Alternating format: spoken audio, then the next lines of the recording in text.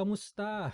Kamusta guys? In this pronunciation audio guide, you will learn the equivalent word for what. What? The equivalent word for what is ano. Ano. And yes, we also have the polite form since we live in an Asian culture and the Filipino culture values being polite. The polite form is ano po. Ano po, which is just adding the word po. Remember that lesson? Let's get through the sample conversations above this audio box. So please take a look at the sample conversation. We have A, ano na ang gusto mong gawin? Ano na ang gusto mong gawin? Which means, what do you like to do now? And B said, gusto ko manood ng TV. Gusto ko manood ng TV. Which means, I would like to watch TV.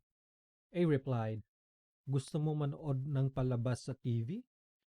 Gusto mo manood ng palabas sa TV? Which means you like to watch shows on TV? B answered, oo, which means yes. And A responded, ano ang gusto mong palabas?